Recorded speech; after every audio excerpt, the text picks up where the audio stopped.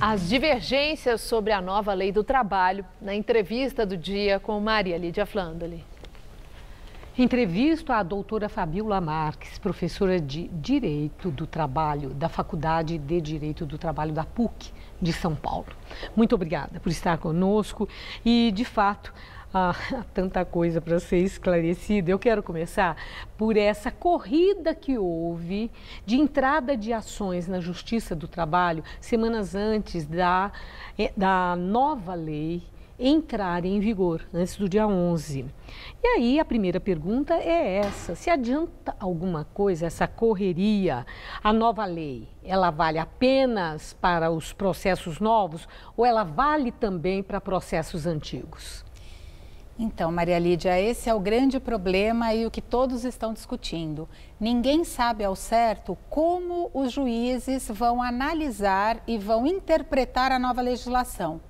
Em tese, em princípio, a aplicação é imediata, né? Então, para os processos que já estão em andamento, a própria legislação com relação a honorários de sucumbência, eles poderiam ser aplicados imediatamente, mas existem decisões contrárias a esse entendimento. Nós estamos vendo todas as decisões. Alguns juízes entendem que a aplicação da lei só ocorreria com os processos distribuídos após a vigência, após o dia 11 de novembro. Outros já estão aplicando a legislação nos processos distribuídos anteriormente. Quer dizer, conforme o entendimento do juiz. Infelizmente, como a própria legislação não previu exatamente esse processo, então cada juiz está interpretando e nós vamos ter que aguardar um pouco até o tribunal se manifestar para que exista um direcionamento a respeito do assunto. Agora, tem uma outra questão que é a regra para o julgamento, se ela é clara.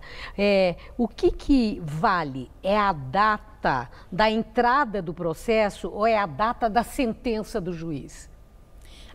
Para a aplicação da lei?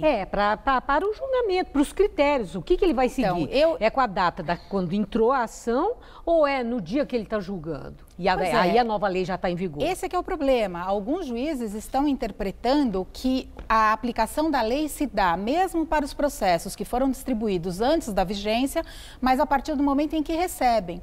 Na minha opinião, este não é o posicionamento correto. Na minha opinião, mas confesso a você, interpretações podem existir em todos os sentidos. E o que seria o correto? Para mim, o correto é que, a partir da publicação da lei, então, os processos distribuídos após o dia 11 de novembro, é que deverão seguir essas novas normas. Agora, isso no que se refere ao direito processual, ou seja, ao processo, ao andamento do processo. Nós temos também direitos materiais. Por exemplo, você tem um empregado que já recebia prêmios. É um exemplo simples, ele já recebia prêmios que são calculados sobre o salário dele. E esse valor, ele integra o contrato de trabalho para cálculo de 13º, de férias, fundo de garantia, etc. Com a nova lei, os prêmios deixam de ter natureza salarial e não precisam mais integrar o contrato para cálculo de férias e fundo de garantia. Aí existem várias interpretações. Na minha opinião, por já existir um contrato que garanta esse pagamento, eu não posso alterar. Já haveria um contrato que garante ao trabalhador esse direito adquirido. Mas vários doutrinadores e juristas entendem que existe a possibilidade dessa aplicação imediata aos contratos, mesmo os contratos antigos. Que coisa, hein? Que confusão. É bem complicado. Entre vocês mesmos, entre os advogados, os próprios juízes. Teve uma juíza aqui de São Paulo que ela tomou uma atitude. Ela extinguiu ações que haviam sido ajuizadas antes da nova lei entrar em vigor. E o argumento da juíza foi que era uma questão formal. As petições não estavam em conformidade com a nova lei. Ou seja, tinha que começar tudo de novo. Quer dizer, então vale isso? Prevalece a decisão de cada juiz? Essa decisão da juíza fica prevalecendo? Então, eu acabei de ver nesse instante uma decisão de um mandado de segurança, de uma decisão lá do Sul, em que o tribunal determinou que houvesse análise de uma petição inicial, porque o juiz mandou emendar.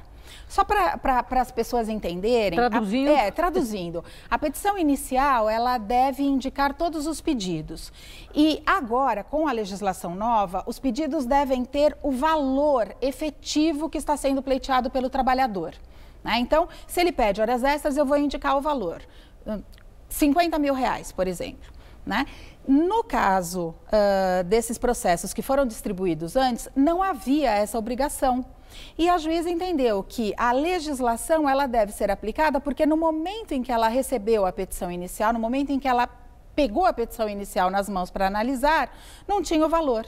Então, ela extinguiu o processo. Né? E em muitos dos casos, até porque agora, para que o empregado tenha os benefícios da justiça gratuita e não seja condenado ao pagamento das custas do processo, ele precisa demonstrar que efetivamente ele não tem condições de pagar. Mas que situação, hein? Como é que fica, então, o trabalhador, empregador, com uma insegurança tão grande como essa, por essas divergências que são tão variadas? Não tem jeito. Nós estamos num momento de adaptação e, infelizmente, como a lei ela não previu essa turbulência, a lei ela foi feita a toque de caixa, né? Ela foi feita de uma forma, eu diria que rápida demais.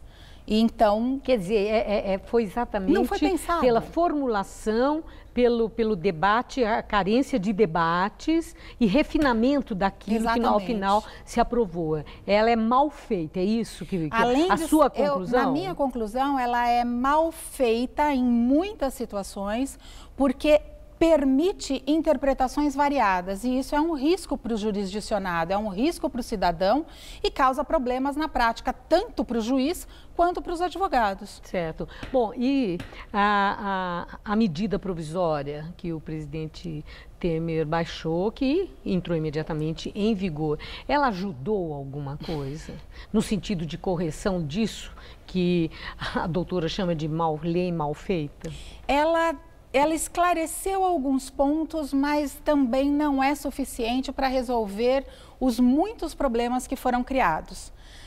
Eu acredito que ainda passaremos por um momento de adaptação até que todas as interpretações sejam de fato pacificadas. Bom, a última questão, que conselho que a senhora dá às pessoas que têm questões trabalhistas a serem resolvidas na justiça? Espera um pouco, enquanto tem prazo para esperar, para ver o que acontece, como é que tudo isso se acomoda, ou enfrenta essa turbulência? Eu entendo que deve enfrentar a turbulência, porque quanto mais o empregado, principalmente, que quer ingressar com uma ação, espera, mais direitos ele perde.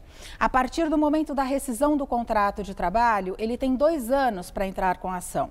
Mas se ele esperar 1 ano, ele só vai poder cobrar os últimos 4 anos, porque é do momento da distribuição da ação que nós contamos os 5 anos. Sim. Então, o ideal é enfrentar e torcer para que a melhor decisão e a mais justa seja proferida. Que coisa, hein? Na base da torcida. Na base da torcida. É grave. Eu agradeço muito os seus esclarecimentos. Uma boa noite. Obrigada.